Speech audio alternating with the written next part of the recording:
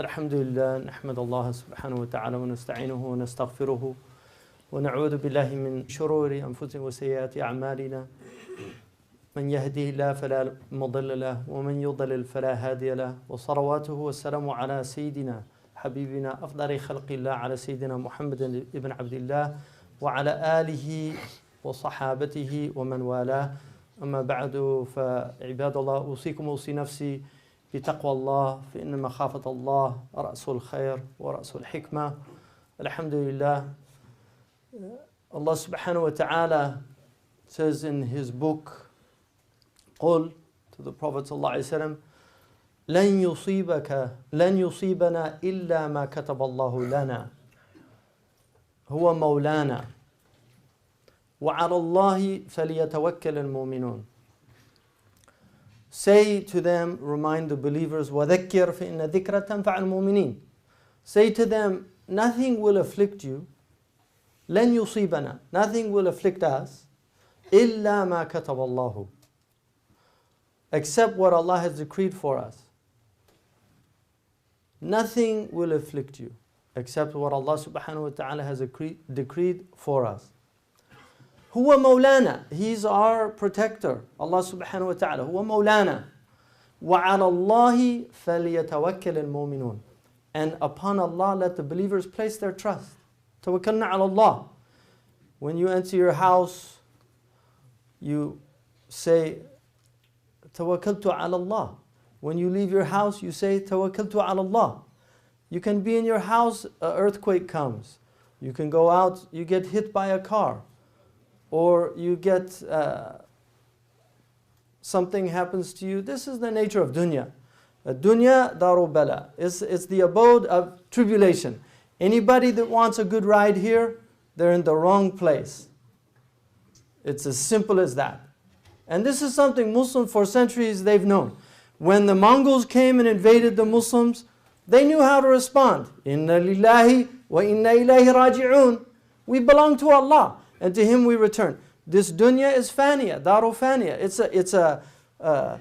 It's evanescing before our eyes, literally. You know, one of the interesting things about humans, when we look at each other, all you see is dead cells. You don't even see the living person in front of you. Everything that's presented to my eyes and what's presented to your eyes is just dead cells. We're already dead. إِنَّكَ مَيِّتٌ وَإِنَّهُمْ مَيِّتُونَ. You're dead and they're dead. This is dunya. This is dunya. Do dinki dunya hai. This is dunya. And so we have to recognize where we are and then act accordingly.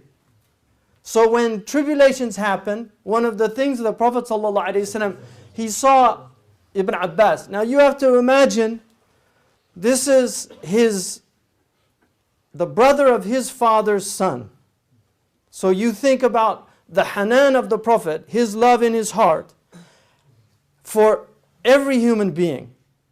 Because he was rahmah for the entire, not just humans, trees, rivers, mountains, stars, planets. He was rahmah. مَا أَرْسَلْنَاكَ إِلَّا رَحْمَةً لِلْعَالَمِينَ. So here's Ibn Abbas. He's a young boy. And the Prophet, he loved the shubban. He said, حَالَفُونِيَ الشُّبَّانِ وَخَالَفُونِيَ الشِّيُوخِ. He said, the young people believed in me and the old people. You know when he said that verse? When Allah subhanahu wa ta'ala revealed not to be like those who طَالَ عَلَيْهِمْ الْأَمْدُ فَقَسَتْ قُلُوبُهُم. That time passed and their hearts became hard. Because older people, their hearts get hard. But the shabab, they have brittleness in their hearts still. They have idealism. They want to change the world. They want to make it a better place. They see injustice. It upsets them. If you don't guide the youth, they will go astray, thinking they're doing right.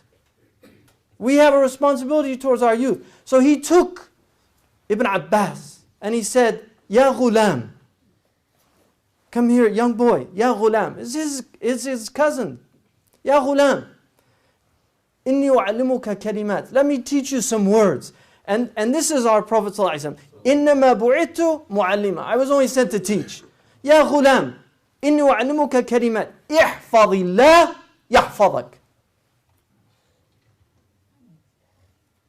You take care of what Allah has told you to preserve from the awamir and the nawahi, and Allah will preserve you. You take care of what Allah has told you to do, and Allah will take care of you. احفظ الله. And then he repeated it again. احفظ الله تجده تجاهك. Guard Allah, meaning guard these awamir and nawahi, these commands and prohibitions. Guard these things and you will find God before you. He will be before you. تجده تجاهك. إذا سألت فاسأل الله. If you want to ask, ask Allah subhanahu wa ta'ala. وإذا استعنت فاستعن بالله. If you need help, if you need aun, if you need support, take your support from Allah subhanahu wa ta'ala. وَاعْلَمْ, and know. Look at these imperatives. وَاعْلَمْ, know, understand. لو اجتمعت الأمة على أن ينفعوك لن ينفعوك إلا بشيء قد كتبه الله لك. If this ummah in its entirety, and this is Muslims, non-Muslims, the ummah of the Prophet is the entire world. Once he comes into the world as the Prophet, his ummah is all those people. Like the ummah is the ummah of da'wah and istijabah. If the whole world wants to configure to benefit you, and that benefit was not decreed by Allah subhanahu wa ta'ala, you will not get that benefit. وَإِنْ اجْتَمَعُوا وَلَوْ اجْتَمَعُوا عَلَىٰ أَنْ يَضُرُّوكَ لَنْ يَضُرُّوكَ إِلَّا بِشَيْءٍ قَدْ كَتَبَهُ اللَّهُ عَلَيْكَ. And if they configured, if they got together, conspired to harm you, all of them, the whole lot of them, they will not harm you except what Allah has decreed against you. وَرُفِعَتِ الْأَقْلَامِ وَجَفَّتِ الصُّحُفُ. The pens have been lifted and the ink is dry. This is yaqeen. He's teaching him yaqeen. Be certain about your religion. Now, we know that towards the latter days, and we know that the Prophet ﷺ came and he said, بُعِدْتُ وَسَعْتُ كَهَاتَيْنِ. And he put his sababa and his wusta together. I was sent and the end of time is like this. That was 1400 years ago. So all we know is we're 1400 years closer to that. He said, بَيْنَ يَدَيْ السَّاعَةِ harj. You're going to see as the hour draws near, you will see harj. They said, what is harj, ya Rasulullah? He said, al-qatl. But harj is a specific type of qatl.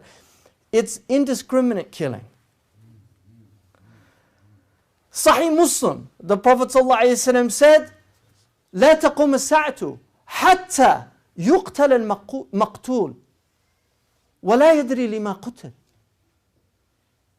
Right? يقتل القاتل ولا يدري لما قتل ويقتل المقتول ولا يدري لما قتل. Sahih hadith. The one killing won't know why he's killing, and the one being killed won't know why he's being killed. Why is this happening? All of the things that happen on this planet that are negative happen from the sins of humanity. It's as simple as that. Human beings, there's two types of humans. There's bees and there's wasps. And you choose which group you want to be in. Bees are beneficial, wasps are harmful. But Allah created a world with bees and wasps. He's Dhul Jalali, the Lord of the bees, the Lord of the wasps, Dhul Jalali, majesty, Wal Ikram, and the Lord of the bees. He's the Lord of both. The bees give us honey, we heal our bodies with it, nourish our bodies with it, and they give us wax. Traditionally, wax was used for candles to light people's houses. That's what bees do. Wasps, they just harm. And the world has a lot of wasps in it. Not the kind with wings and stingers, human wasps. They just harm people. That's their nature. They can't help it. It's like the scorpion and the frog. He wants to go across the pond, carry me across the pond. The frog says, I'm not stupid, you'll sting me. He said, that's stupid. just get me across. We'll die. So the frog says, hop on. Halfway across the pond, the scorpion stings him. He said, why'd you do that? He said, my nature. There are some people, they can't help it. They're people, the Prophet called them the mafatih al-shar, keys to evil. Why they're here? Allah Ta'ala alam. We can't. Allah created good and evil. لِيَبْلُوَكُمْ, to test you. So, there's a hadith in Sahih Muslim in which the Prophet ﷺ, Ali says, that he said about the Khawarij, سمعت يقول وأهوى بيده قبل العراق. He pointed his fingers towards Iraq, the country of Iraq, what's now Iraq. And he said, يخرج منه قوم يقرؤون القرآن لا يجاوز تراقيهم يمرقون من الإسلام مروق السهم من الرمية.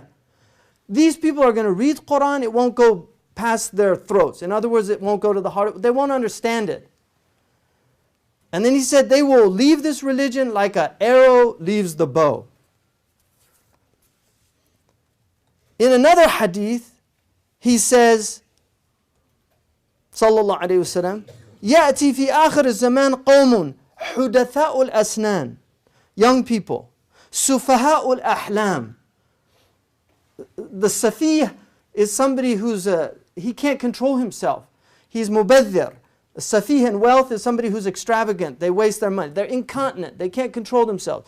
He said they're sufaha al-ahlam. يقولون من خير قول البرية. They'll say the best of words. In other words, they'll quote the Quran and Hadith. يمرقون من الإسلام كما يمرق السهم من الرمية لا يجاوز إيمانهم حناجرهم فأينما لقيتموهم فاقتلوهم فإن قتلهم أجر. You have to remove this plague. It's as simple as that. This is a plague on humanity. Now, that's what the Prophet ﷺ said. The word safa, here's what the ulama said in the tafsir of safa. حاصل تفسير السفي في صفة المنافقين على مجموع اللغات أنه الظاهر الجهل. They're ignorant people. عديم العقل, they have no intellect. خفيف اللب, their hearts are weak. ضعيف الرأي, they have no opinion. ردي الفهم, stupid. مستخف القدر, low. سريع الذنب, sinful. حقير النفس, contemptible. مخدوع الشيطان, fooled by shaitan. This is called telbisu iblis. When shaitan plays with you. أسير الطغيان دائم العصيان ملازم الكفران لا يبالي بما كان. That's the safiyah. Now, in another hadith, the Prophet ﷺ said, إن بين يدي الساعة لهرجا. قال أبو موسى الأشعري قلت يا رسول الله ما الهرج؟ قال القتل. فقال بعض المسلمين يا رسول الله إن نقتل الآن في العام الواحد من المشركين كذا وكذا. Well, we fight the mushriks now, the polytheists, they were fighting them, they defended themselves. He said, we kill them, every year some die. The Prophet ﷺ said, ليس بقتل المشركين لكن يقتل بعضكم بعضا. It's not going to be killing from the mushrikeen. Some of you will kill others. Now look at what he said. حتى يقتل الرجل جاره وابن عمه. He'll kill his neighbor. He'll kill his cousin. وذا قرابته, and a relative. فقال بعض القوم يا رسول الله أمعنا عقولنا? Do we have intellects? The Sahaba were intelligent people. They said, do we have intellects, Ya Rasulullah? What did he say? لا. No brains. تنزع عقول أكثر ذلك الزمان. The people of that time, the majority of them are without brains.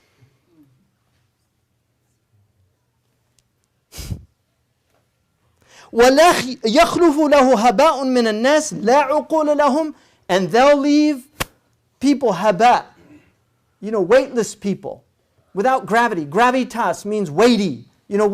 Allah made us thaqalain. Jinn and ins were called thaqalain because we're weighty. We're weighty physically, which holds us down to the earth. If you're too light, you just fly up. You know, like the jinn. Just move up, gas. But Allah made us thiqal, right? He made us weighty spiritually and physically. But if we lose our spiritual weight, our physical weight has no meaning.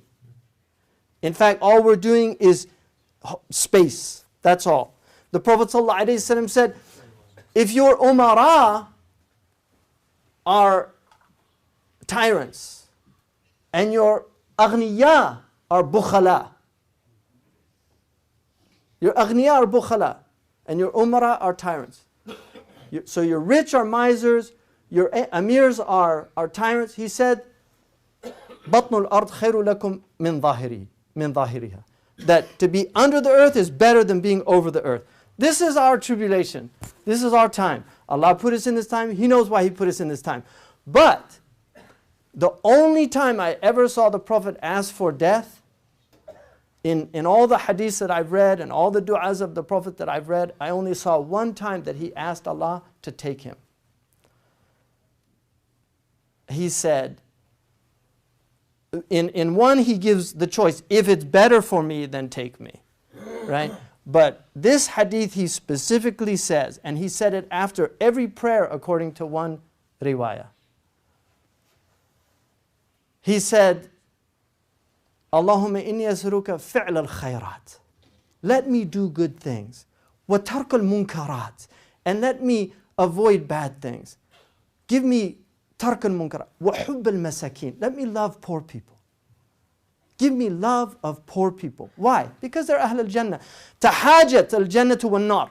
The Jannah and Nar got into a debate. The Jannah said, the Nar said, look at these tyrants. You know, I've got all these tyrants. They were big people in the earth.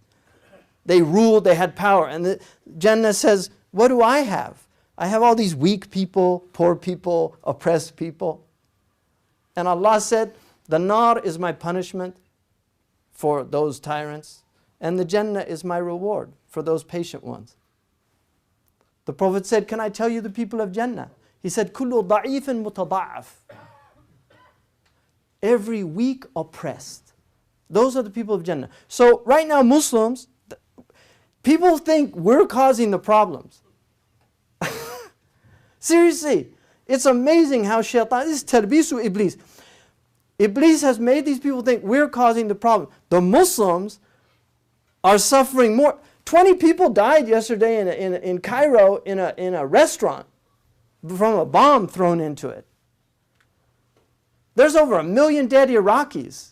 1 million dead Iraqis. Even Tony Blair admitted that we opened the door.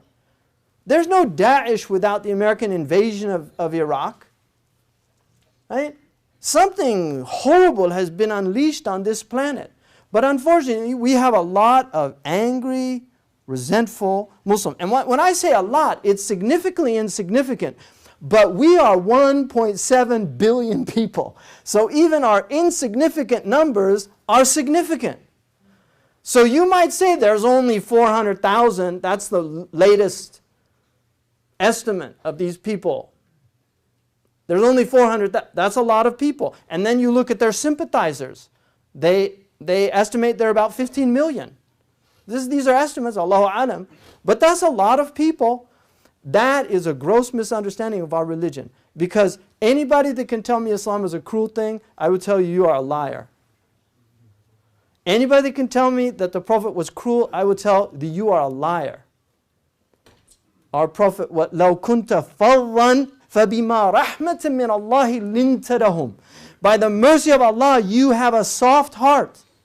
وَلَوْ كُنْتَ فَضًّا غَلِيظَ الْقَلْبِ لَنْفَضُّوا مِنْ حَوْلِكَ. If you were hard-hearted, if you were harsh, you would see them fleeing.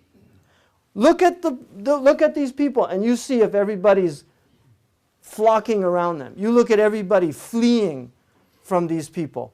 And if you think, and Allahu Alam what happened down south, I don't know. You know, we have to, first of all, we're dealing with a demonic element. Really.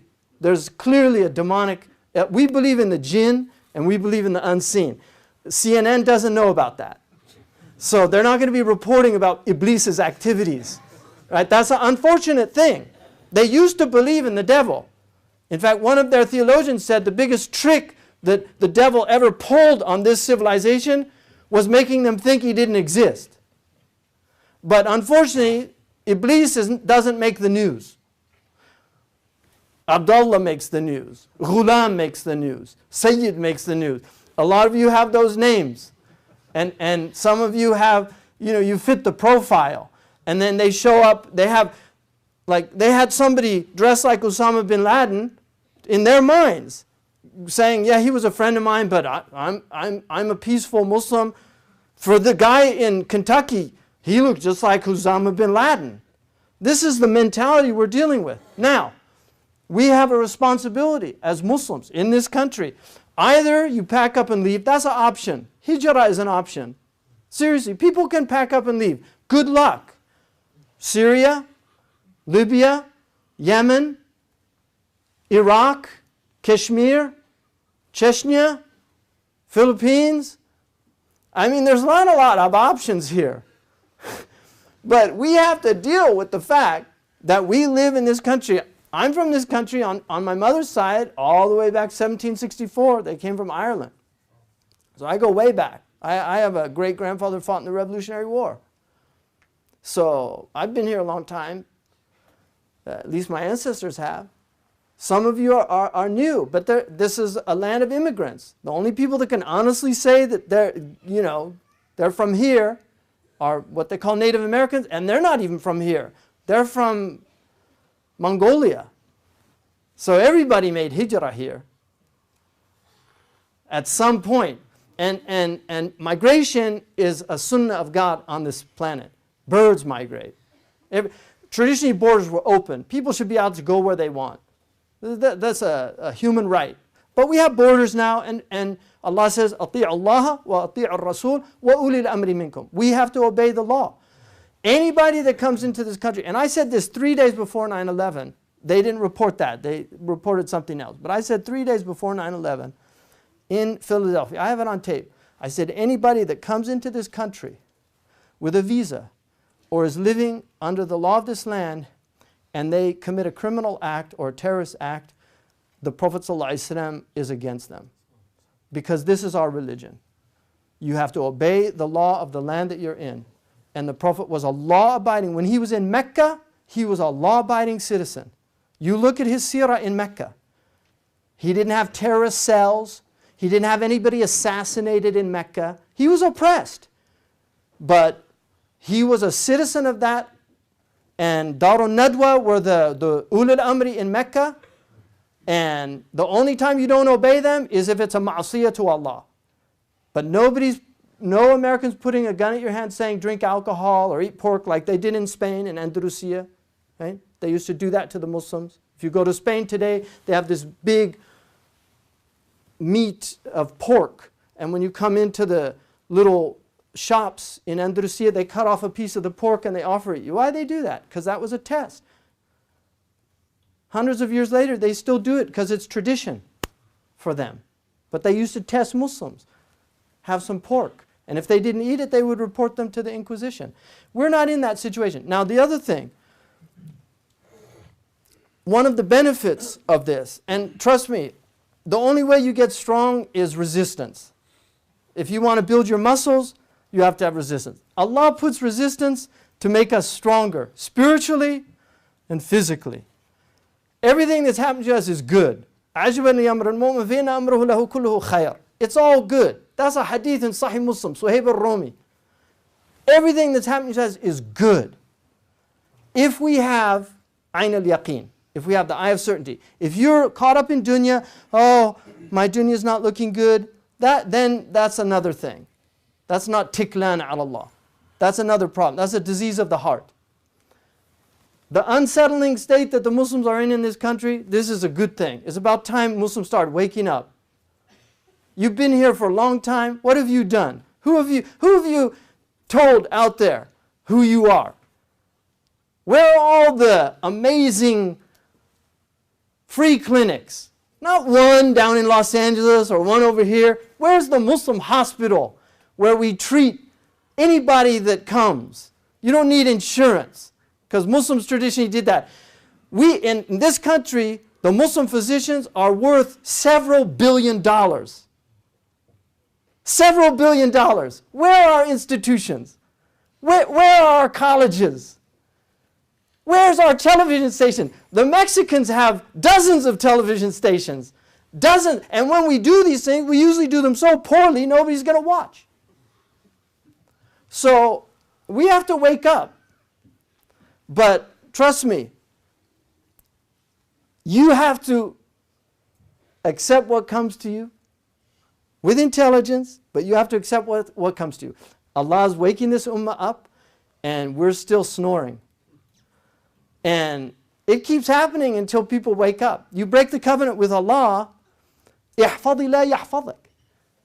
احفظ الله يحفظك. You break the covenant with Allah, then if Allah removes His providential care, you have no one to blame but yourself. من وجد خيرا فليحمد الله ومن وجد غير ذلك فلا يلومن إلا نفسه.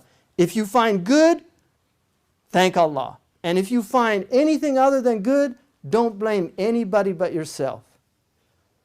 Because that's the madhab of Islam. You want the madhab of Islam? That's the madhab of Islam. The madhab of Islam is why is this happening? Why did we lose Uhud? We're the people of truth. We were with the Prophet. قُلْ هُوَ مِنْ عِنْدِ أَنفُسِكُمْ. That's Sahaba, the best. كُنْتُمْ خَيْرَ أُمَّةٍ أُخْرِجَتْ لِلنَّاسِ. Have we disobeyed the Prophet? Those people on the mountain that abandoned their for booty, for dunya, they abandoned their place and they lost. Even the Prophet was bloodied. He lost part of his tooth. He had the chainmail in his cheek. The place where his blood dropped still smells like musk. I've been there. The smell is amazing. After 1400 years, you can still get the whiff of that from his blood that was spilt there. But that's our Prophet ﷺ. So if Muslims don't obey Allah and obey His Messenger, أطيعوا الله وأطيعوا الرسول وأولي الأمر منكم. As long as they don't tell you to disobey Allah. And that's any government you're under. Whether it's a Muslim government, whether it's a Christian government, like in Habasha, were they having terrorist organizations planning to assassinate Najashi, that kafir, that Trinitarian kafir? No, they spoke. Amr ibn al-As went there and said, oh, they say this and that about your religion. Right? When the Prophet's companions went there and Ja'far spoke, he didn't say, yeah, you're a kafir because you say, in Allah thalithu thalatha, you say that. No. He said, here's what our religion teaches. He didn't attack his religion. He said, here's what our religion teaches. And Najashi had tears coming down his eyes. This is the hikmah. Our Prophet never created any terrorist organization. He never had cells. He never had secret meetings at night. His home is completely transparent. We even know what was revealed in the house. We know the domestic disputes. We know Aisha. We know about the honey. We know about Zainab. We know about Hafsa. Open book. That's our Prophet ﷺ. He had nothing to hide, nothing to be ashamed of. And if you're practicing his faith, you have nothing to hide and you have nothing to be ashamed of. And I'll just conclude by saying one thing. This ummah, historically, is the single most extraordinary civilization in human history.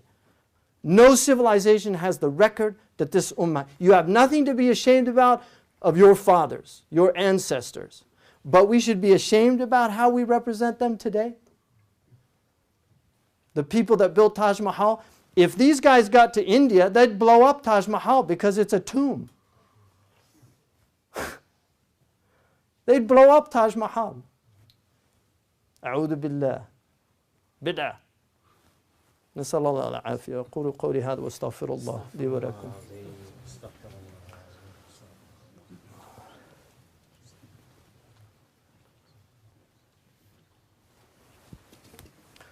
الحمد لله والصلاة والسلام على رسول الله وعلى آله ومن والاه. الحمد لله. Allah subhanahu wa ta'ala يقول في كتابه إن الله وملائكته يصلون على النبي يا أيها الذين آمنوا صلوا عليه وسلموا تسليما اللهم صل وسلم وبارك على سيدنا محمد. We are very fortunate to be in the Bay Area. And أذكركم بنعم الله. This is a very educated place. And as you know, you have neighbors, you have people that you work with at your jobs. They're by and large good people. This is a reality. This civilization has been trying very hard to overcome its historical sins of racism. You know, they're trying. They're not there yet, but they're trying. There's a lot of people trying. Allah subhanahu wa ta'ala says, وَمَا كَانَ رَبُّكَ لِيُهْلِكَ الْقُرَى بِظُلْمٍ وَأَهْلُهَا مُصْلِحُونَ. Allah will not destroy a people for dhulm. Baydawi says it's shirk here. If amongst them are people that are trying to rectify. And there's a lot of people that try to do that. That's something that we have to recognize about this culture. But these people are frightened. They're scared of us. Just like Muslims in the Muslim world are scared of the Americans. They are. They're scared of drones. They're scared of bombs and strikes. They're scared. The Americans here, they're afraid of us. Because they have been brainwashed into thinking this is a religion of hatred, of terrorism. We have a responsibility. We have a responsibility. And unfortunately, when events like this happen, and Allahu A'lam what happened, but when events like what happened in San Bernardino, where it's somebody who's been working for several years at a place, everybody knows him, even the Muslims say he didn't appear to be radical, and suddenly he goes ballistic, then people start thinking, maybe Ghulam, you know, he seems normal, but look at that guy down there. You know, they're afraid, and you have to recognize that. Do you know? So it's important for us to be aware of the time we're living in. I received something the other day. Somebody was at a place where Bill O'Reilly was staying. And Bill O'Reilly was having dinner, and there was a Muslim family in a table next to him, and they started having a debate, should we reach out to him and just ask him to. And some of them said, it's a waste of time. He won't do anything. There's no benefit. And some of them said, no, we should do something. So they got a dessert, and they sent it over to his table, just as a gift. And then he acknowledged them. The next day, they saw him again, and they decided to approach him. And one of them sat and had a long conversation with him about being a Muslim and what Islam is. After the San Bernardino incident, when he mentioned it, he mentioned this man at the table. And he said, unfortunately, this taints millions of good, law-abiding Americans. Even people that have horrible track records. If idfa' billati hi ahsan, listen to the words of Allah. Idfa' billati hi ahsan. Don't return a wrong with another wrong. That's true. جزاء سيئة سيئة مثلها ومن عفا وأصلح فأجره على الله. That's true. Allah says you can redress wrong with justice, which He called a sayyah. It's not a sayyah, but it looks like it because it's harsh and it's intiqam. But He said وَمَنْ عَفَى وَأَصْلَحَ فَأَجْرُهُ عَلَى اللَّهِ. Right? But people forget that. They forget all those verses in the Quran that tell us. And what did our Prophet do? That's his sunnah. You want to follow the sunnah of the Prophet? Reach out to your enemies. Because that's what he did. He sat with them. When his wife's mother came to Medina, she wouldn't sit with her because she was a mushrik. She wouldn't sit with her. And the verse was revealed. لا ينهاكم الله عن الذين لم يقاتلكم في الدين. Her own family was fighting. But this was a woman who was a non-combatant. She wasn't fighting you. And Allah said, she's your mother. Bring her in. Treat her with birr. This is our religion. ادفع بالتي أحسن. فإذا الذي بينك وبينه عداوة كأنه ولي حميم. Then the one with who you have animosity towards, suddenly he's like your best friend. وَلَا تَيَأْسُوا مِنْ رَوْحِ اللَّهِ. Don't despair of the grace of Allah. Because the people that hate Islam most, according to the Prophet, أَشَدُّ النَّاسِ كَرَهِيَةً لِلْإِسْلَامِ, become the best supporters of Islam. That's a hadith. So don't think because they hate Islam. Everybody's looking at death. Everybody's looking at death. One of the rahmas that we had is the study Quran that came out, that Harper Perennial published.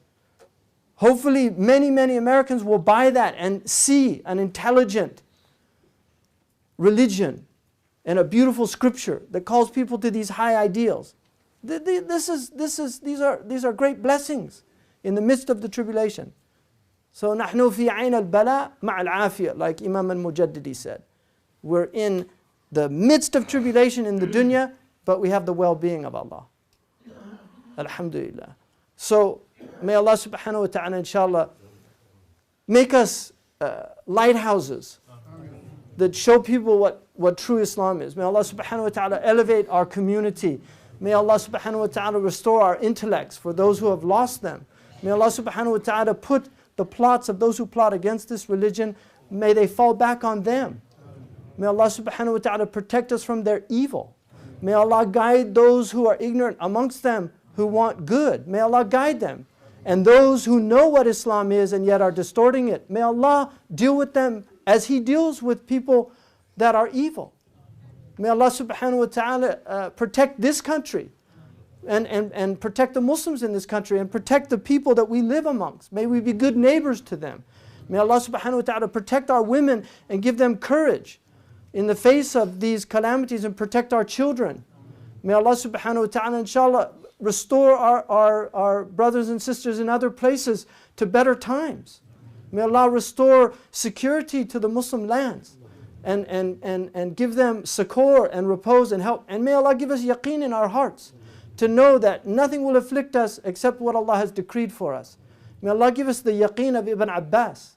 May Allah give us the sincerity of those early people, inshallah. And may Allah forgive all of us, protect this masjid and all our masjids, these places of worship, and protect the synagogues and protect the churches and protect the temples.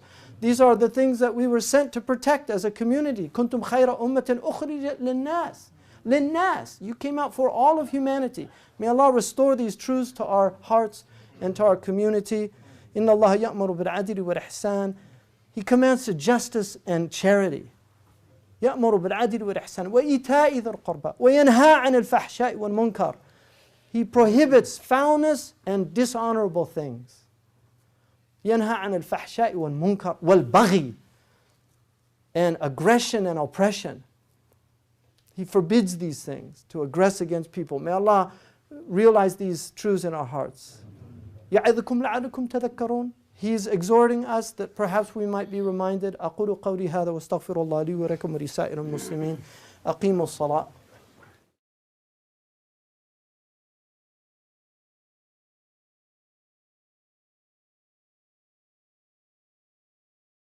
بسم الله الرحمن الرحيم.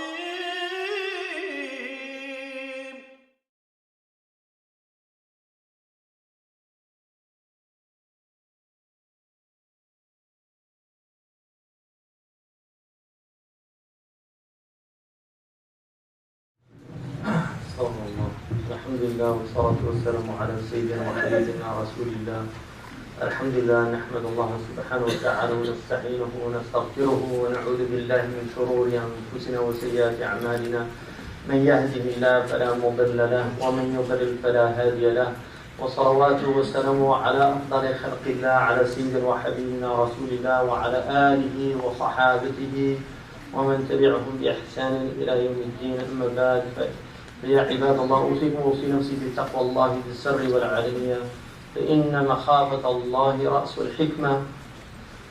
والله سبحانه وتعالى جعل العاقبة للمتقين. اللهم اجعلنا وإياكم منهم. الحمد لله.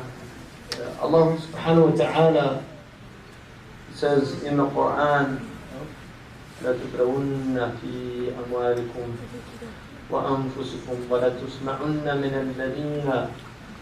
من الذين أوتوا الكتاب من قبلكم ومن الذين أشركوا أذى كثيرا. Allah subhanahu wa ta'ala says in the Quran that you will be tested in your wealth and in your persons, in your lives, your property and your persons, your well-being, your safety. And you will hear much harm, things that bother you. Adhan. Adha is anything that harms you, yu'lik. You'll hear much harm from the people who were given the book before you, meaning the Jews and the Christians, Ahlul Kitab, and from those who are polytheists, idolaters, وَمِنَ الَّذِينَ أَشْرَكُوا أَذًا كَثِيرًا. And then Allah subhanahu wa ta'ala tells how you respond to that. وَإِن تَصْبِرُوا وَتَتَّقُوا إِنَّ ذَلِكَ مِنْ عَزْمِ الْأُمُورِ. So if you show patience, and if you have taqwa, piety, that's the essence of this affair. إِنَّ ذَلِكَ مِنْ عَزْمِ الْأُمُورِ. That's at the root of what this affair is about. That's how you're tested. Allah subhanahu wa ta'ala says in the Quran that الَّذِي خَلَقَ الْمَوْتَ وَالْحَيَاةَ لِيَبْلُوَكُمْ أَيُّكُمْ أَحْسَنُ عَمَلًا. That He created life and death, or death and life, in order to try you. The same word, you're going to have tribulation, bala. You're going to have tribulation. He did this in order to try you, to see which of you is the most beautiful in action. أَحْسَنُ عَمَلًا. The people of ihsan. The people that respond. إِدْفَعْ بِالَّتِي هِيَ أَحْسَنُ. Respond in the most beautiful way. Right? لَا تَسْتَوِي الْحَسَنَةُ وَلَا سَيِّئَةُ. A good deed and a bad deed are not equal. They're not equal. So respond to a bad deed with a good deed. That's the point. إِدْفَعْ بِالَّتِي هِيَ أَحْسَنُ. That when you push back with a good thing. Not with a bad thing. Push back with a good thing. And this is reiterated in the hadith when the Prophet sent Mu'adh. He gave him this advice. He said, خَلَقَ النَّاسِ بِخُلُقٍ حَسَنٍ. Have beautiful character. وَأَتْبِعْ سَيِّئَةَ الْحَسَنَةَ تَمْحُهَا. And follow up any foul deed, whether it comes from you or somebody else, with a good deed. تَمْحُهَا. And it will obliterate it. Because the nature of goodness, it obliterates evil. Some theologian argued that evil is actually the absence of goodness. That evil is present because of the vacuum of goodness. So if there's goodness, evil doesn't have any room to exercise itself. So the Prophet ﷺ was told to be patient. And his people were told to be patient. Now, one of the things, you're looking, I'm sure all of you are aware of what's happening around the Muslim world. You see, look at the countries where things are not out of control in the Muslim world. Malaysia is a very educated place. Turkey is a very educated place. You know, they're Muslims. If you go to Turkey, they love Islam. The mosques are filled. Right? If you go to Malaysia, they love Islam. Their mosques are filled. Go to certain Muslim countries and you'll see that it's very different from other Muslim countries. What is the hallmark of the distinguishing characteristic that makes them different? I will guarantee you, it's not Iman. It's not Iman. It's education. They have higher levels of education. It's as simple as that. The more educated you are, the less likely you are to make a fool out of yourself. Because people who are ignorant people do ignorant things. That's why they're called juhal. The jahil is somebody who does ignorant things. It's called jahiliyah. Now, when you have a lot of ignorant people, but you have regulators for those ignorant people, these are called shuyukh. Like in a tribal society, you have a wise person. That's what shaykh means, wise. That's one of the meanings. It has several meanings in Arabic. One of them is wise. So when there's a problem, the people, the ignorant people, they go to the wise person. And they say, what should we do? And then he says, we should do this or this, settle down, calm down. Now, when the Sahaba, you know, the Arabs, by their nature, Arabs are a desert people, by their nature. Desert people are hot people. This is well known. They have, by their nature, a choleric temperament. They're hot people. The Prophet ﷺ was dealing with them all the time. You can read seerah from beginning to end, and you will see constantly, even amongst his companions, hot-headedness. You will see this. Hot-headedness. Allah. Really, this is part of our tradition. But what is the Prophet ﷺ always doing? Calm down. When they were shouting takbir before a battle, he said, "Arba'u bi anfusikum." Have some dignity. إِنَّكُمْ لَا تَدْعُونَ أَصَمْ. You're not calling on a deaf God. مَا كَانَ صَخَّابٍ فِي الْأَسْوَاقِ. He never raised his voice in the marketplace. The ulama say, or he rarely did it. He didn't do it as a habit. The few times that he was in the marketplace, one time he really did it with some humor, with a man who was trying to sell something, and the Prophet put his hand, sallallahu alayhi wa sallam, on the man's eyes, and he said, "Man yashtari hadha al-abd?" Who's going to buy this slave? And then he said, إِذَا تَجِدُونِي عِنْدَ اللَّهِ كَاسِدًا. Like, I'm not, because you have to shout when your goods aren't good, then you have to shout out. When they're good, you don't have to. So he said, that means you don't think I'm something that'll sell easily, so you have to advertise. That's what he was essentially saying. He said, لَسْتَ عِنْدَ اللَّهِ بِكَاسِدٍ. You're not something of little worth with Allah. That was Zahir. He said, Zahirun badiyatun wa nahnu hadirun. The Prophet ﷺ, this was his nature. He was once walking in a Sahih Hadith, Aisha relates. He was walking with Aisha, and this is in Medina. This is after he has power. Not in Mecca, where they were oppressed. No, he's in Medina, and he's with his wife. And a group of Ahlul Kitab walked by, and one of them, or all of them, said, Assalamu alaikum. Now this is a way of just trying to goat somebody. Because salam means peace, sam means death. But salam alaikum, salam alaikum, it's almost like you could get away with it. Aisha heard that and she said, wa alaikum, wa la'natullah, wa ghadibullahu alaikum. And on you, death, and the damnation of God. Go to hell, and may God's wrath be upon you. The Prophet ﷺ said, Mahlan ya Aisha, slow down. Go easy, Aisha. Mahlan ya Aisha. And then Aisha, here's this young woman who loves her husband, and she knows he's the messenger of Allah, and she hears somebody speaking ill of him. She gets angry. What does he say?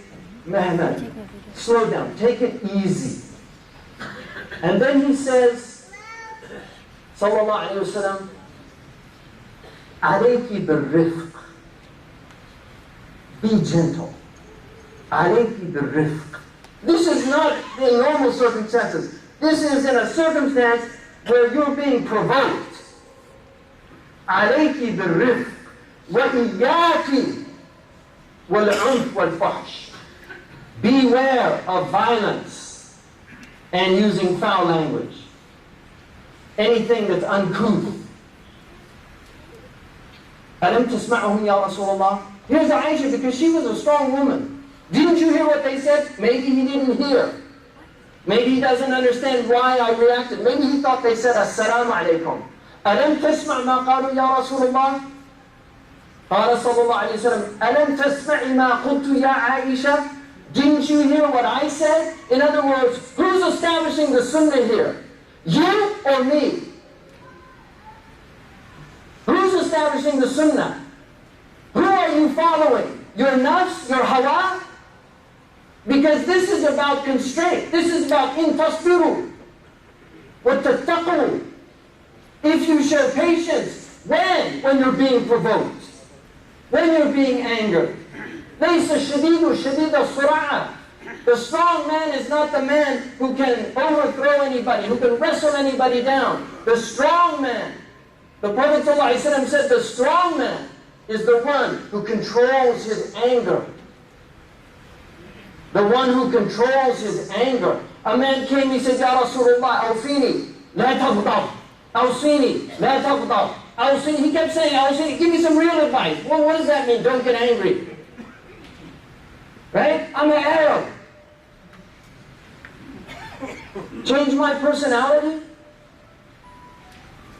No, because this is about elevating yourself above your human nature to a transformed nature, the nature of belief, the nature of taqwa. This is what this deen is about. We have Muslims all over the ummah making this deen look like it's a religion of fools. Really? Out of some perceived grievances. From who? To whom? The Prophet, you don't think he was cursed in his lifetime? They wrote poems about him. Those poems are still in our books of literature. Our ulama didn't shy away from writing what they wrote about the Prophet. You can read Ibn Hisham, and you can read the ridicules that these poets, and they were great poets, not these idiots and fools. These were real poets. The Arabs, they could write poetry. Ka'b ibn Zuhair, who made tawbah from his poem. What did the Prophet say? Sahih al-Bukhari, Kitab al-Manaqib. This is in the Sahih. Here's what he said in Mecca to his Sahaba. They're hearing all of these things about the Prophet ﷺ. What does he say? In a riwayah of Ahmad and others, he says, "Unduru ibadallah." Reflect on this, O servants of Allah.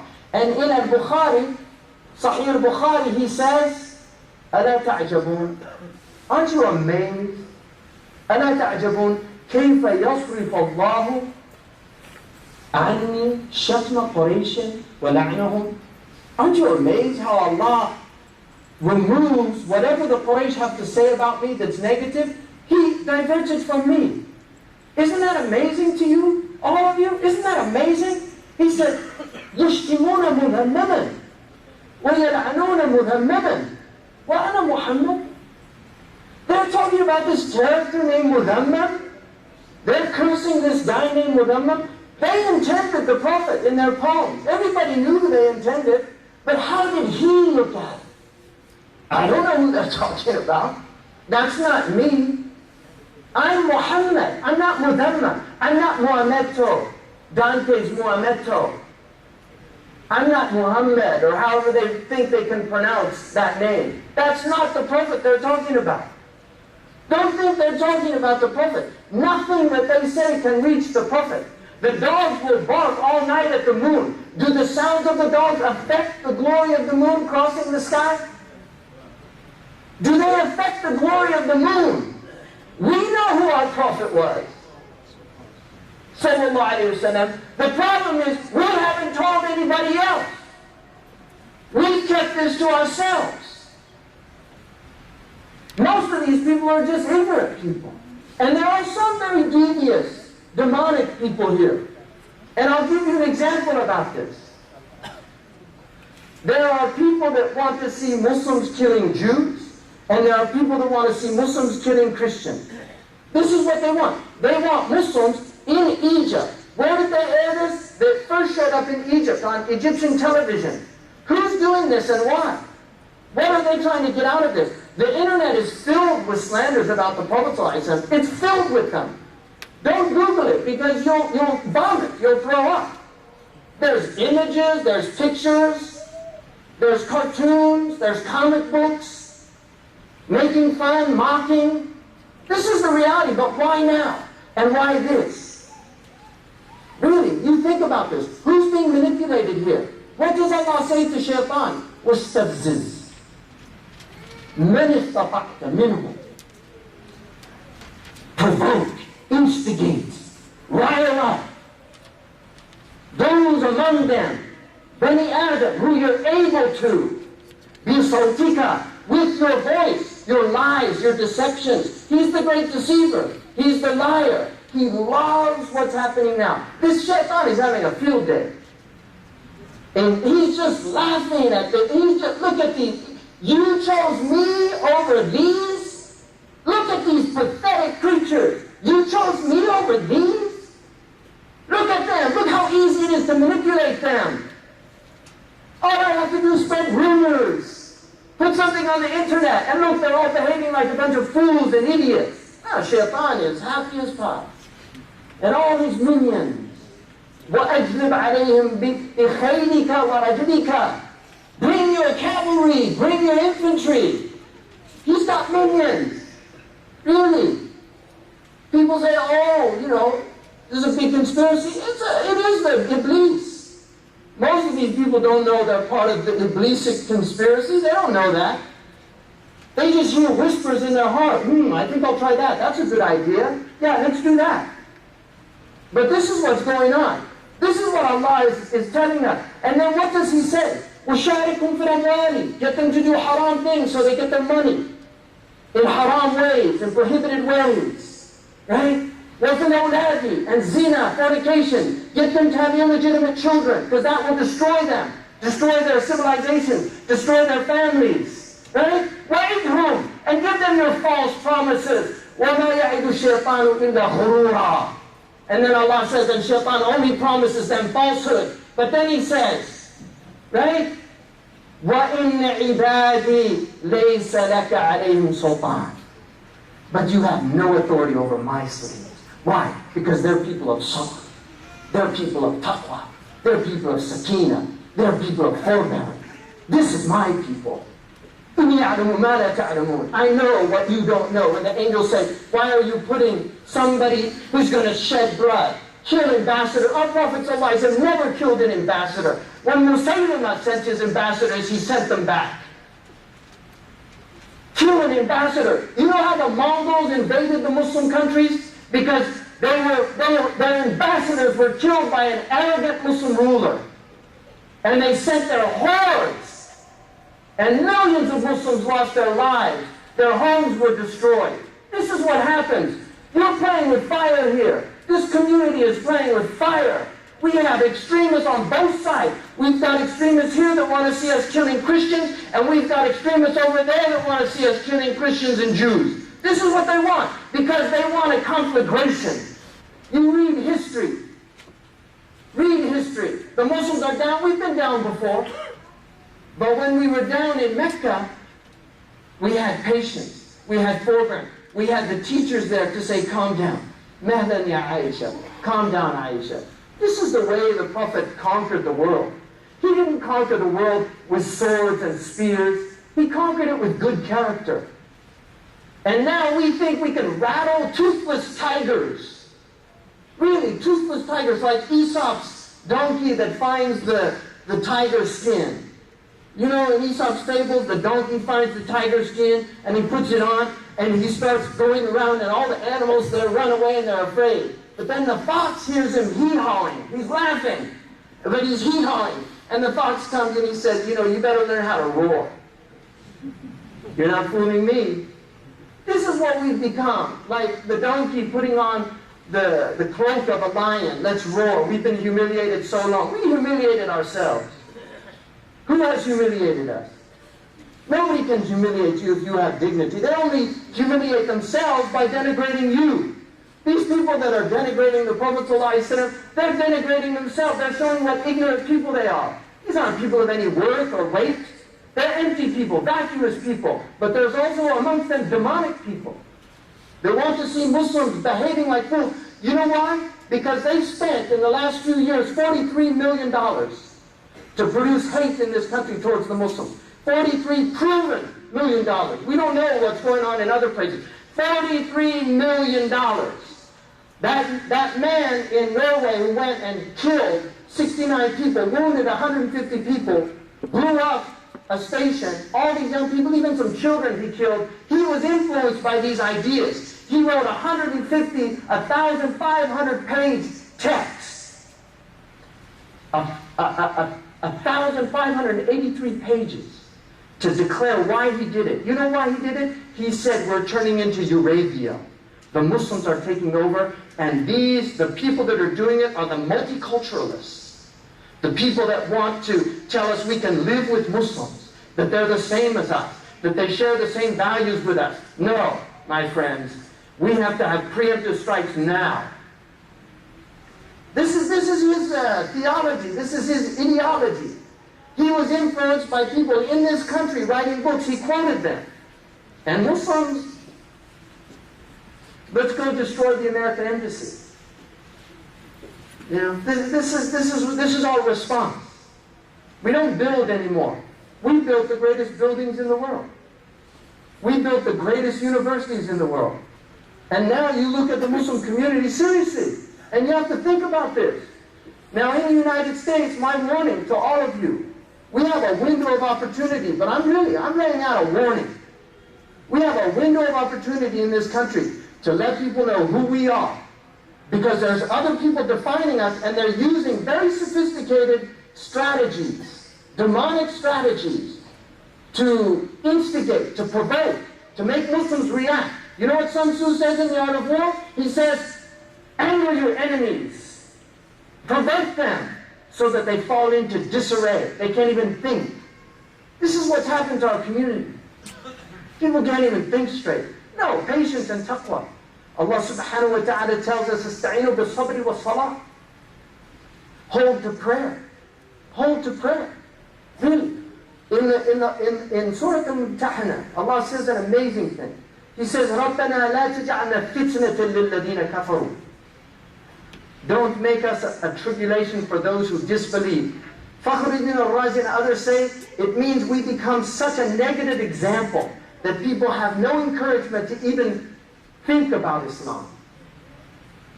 They're not interested in finding out. We become a barrier for any interest in Islam.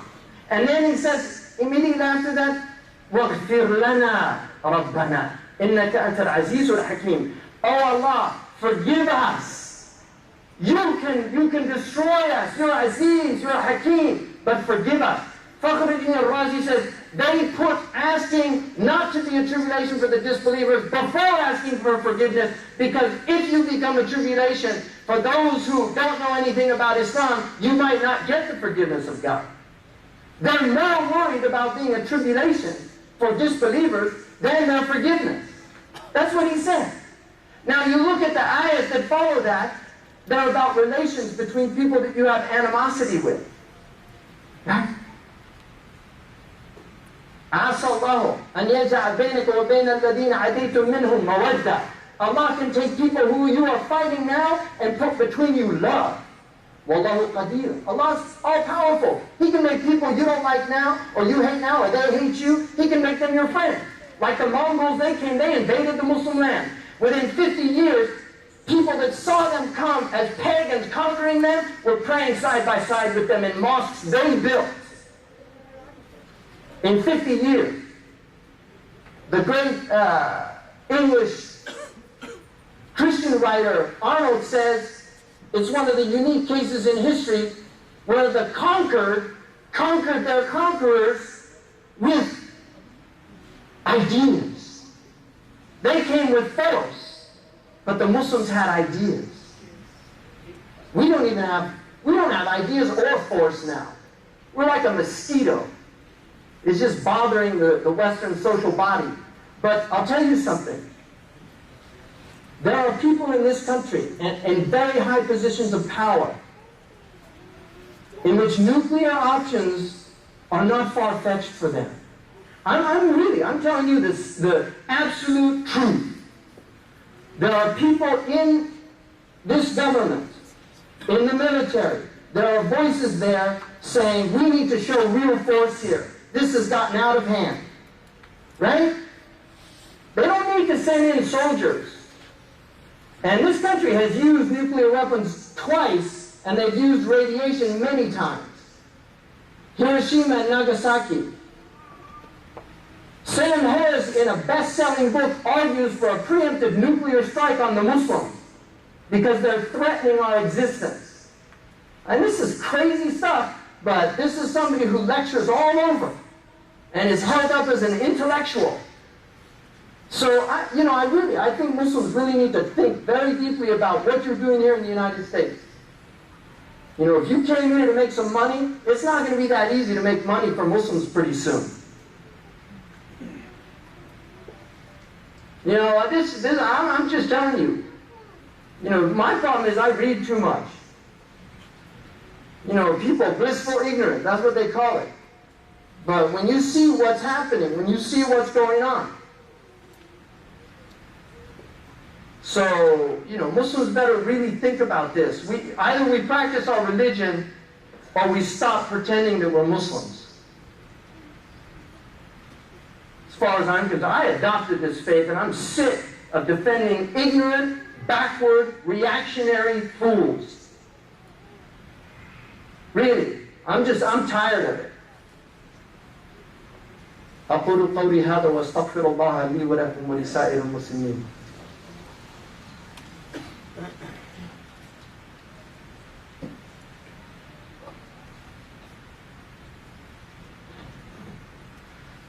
الحمد لله والصلاة والسلام على سيدنا وحبيبنا رسول الله وعلى آله ومن والاه. الحمد لله نحمد الله سبحانه وتعالى إياكم.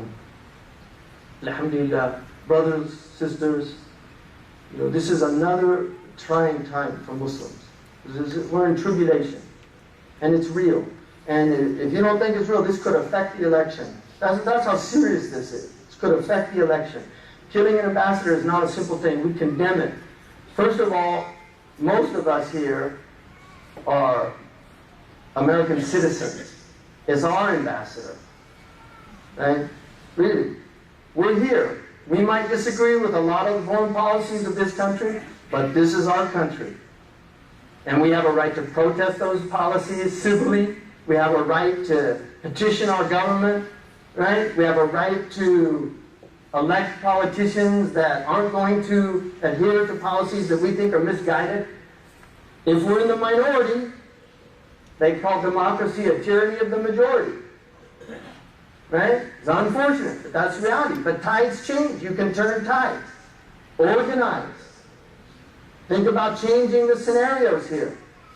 There's undeniably a double standard in the West as far as I'm concerned. This idea somehow that, this is freedom of speech. In fact, we had one of the presidential candidates saying, we're defending freedom of speech. We don't have to apologize for our values. Denigrating great leaders, whether you agree with them or not, but denigrating them and mocking them when they're held in the hearts of millions of people to be exalted in high things. That does not advance any values or cause or civilization. No. Because in the end of the day, Muslims are 1/4 of the population on this planet. 1/4. That's 1 out of 4 people. And we have to learn to live together. The Europeans are the historical neighbors of Islam. They're the historical neighbors of Islam. They took the brunt of Asian attacks twice, which enabled Europe not to suffer the ignominy of being under those hordes. Muslims have had periods of relative peace and other times great difficulty. But in the end of the day, we're neighbors. And we're here in this country. We have to learn how to live together. War is not an option, especially in the light of nuclear power and weapons of mass destruction. This isn't going out with swords at Badr or Uhud, where a handful of people are killed. In the entire lifetime of the Prophet ﷺ, 23 years of his message, less than 1,000 people probably were killed, according to our own historical analysis. That's how many are killed now in one day. We don't want nuclear options on either side. It's a madness. We've got China as well now. Really. China is a rising power. It's been a global threat. All this instability. We can't learn to live together as human beings. And this is ultimately what our religions are supposed to be teaching us. And it's about time we started living up to these principles. Allah says to the Jews, you're not on anything until you apply your Torah. According to their greatest rabbi, the entire Torah can be reduced to love of God and love of your neighbor. Jew or non-Jew. That's the whole Torah. Jesus Christ said to his people, you could boil the 10 Commandments down to love of God and love of your neighbor. So there's the Old Testament, the New Testament. And our Prophet ﷺ said, worship Allah subhanahu wa ta'ala. Be good to your neighbor. Jibreel used to tell me to take care of my neighbor until I thought he was going to have me inherit my neighbor. They would inherit the wealth, whatever was left. You have to learn to live as neighbors. Abu Hanifa, we all know the story of the Jew who used to bang pots and bother him. And then when he got arrested, the Qadi had him arrested for something else. Abu Hanifa didn't hear the pots banging, and he went and found out that he was unjustly, and he got him out of the jail. And the Jew said, why'd you do that? He said, because I found out you're my neighbor, and I wanted to see what happened to you, and then I found out you were wrongly accused of something, so I made sure that justice was restored. أشهد أن لا إله إلا الله وأشهد أن محمد رسول الله. What kind of religion is that? Really? We've got demons out there on both sides of the equation, and they're working hard. And if the people who respond to the better angels of their nature, if those people don't rise up, the vast majority of human beings, if they don't rise up and squelch these voices and stop allowing them to dictate the agenda, to write the scenario, to give us the script that we act out, because we're doing exactly what they want on both sides. Exactly what they want. And it's really time for people in the middle to just say enough is enough. Because these people are like toxic waste. You know, you have nuclear power, it's a clean energy, provides, lights up houses, but it's got toxic waste. And that's the way humans are. We have toxic waste amongst us, really. And they need to be isolated and contained. Really, or neutralized. أقول قولي هذا واستغفر الله لي ولكم ولسائر المسلمين. اللهم افتح علينا حكمتك وانشر علينا رحمتك يا ذا الجلال والإكرام. اللهم هدِ أحوالنا وسكن روعاتنا يا أرحم الراحمين. اللهم هدِ أحوالنا. You know, I wanted to say one thing. Allah subhanahu wa ta'ala, when He says about the disbelievers, إِذْ جَعَلَ الَّذِينَ كَفَرُوا فِي قُلُوبِهِمُ الْحَمِيَّةَ حَمِيَّةَ الْجَاهِلِيَّةِ. When they became zealous and filled with their jahili rage, how did the believers respond? فَأَنزَلَ اللَّهُ سَكِينَتُهُ عَلَى رَسُولِهِ وَعَلَى الْمُؤْمِنِينَ. Allah caused this tranquility to enter the hearts of the believers. Right? That's how you respond to this madness. You don't respond to it with more madness. ادفع بالتي هي أحسن. فأنزل السكينة على رسوله وعلى المؤمنين وألزمهم كلمة التقوى. And He caused them to adhere to this teaching of taqwa, of duty. لا يجرمنكم شنآن قوم على ألا تعدلوا. Don't let the hatred of a people cause you to lose your balance. That's what it means. To be just is to be balanced. Don't let them cause you to lose your equilibrium. اللهم اجعلنا من الذين يستمعون القول ويتبعون أحسنه. اللهم صل وسلم وبارك على سيدنا محمد وعلى آله وصحبه وسلم كثيرا. اللهم انتقم لمن نال بعلم من عرضه صلى الله عليه وسلم. أنت المنتقم ولك حق ولنا حق.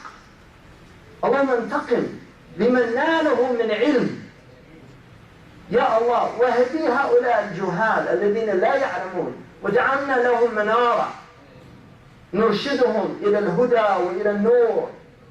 اللهم صل وسلم وبارك على سيدنا محمد وعلى آله وصحبه وسلم تسليما كثيرا، وعلى آله وصحبه وعلى المبشرين بالجنة وأزواجه وذريته ومن تبعهم بإحسان إلى يوم الدين. إن الله يأمر بالعدل والإحسان وإيتاء ذي القربى وينهى عن الفحشاء والمنكر والبغي يعظكم لعلكم تذكرون. وأقيموا الصلاة.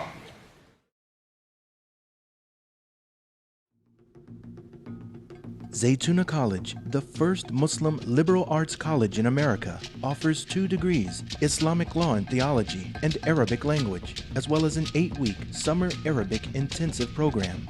Applications are open now. Zaytuna is establishing a new academic address for Islam in America with its new home in Berkeley, California. Make history with your support today.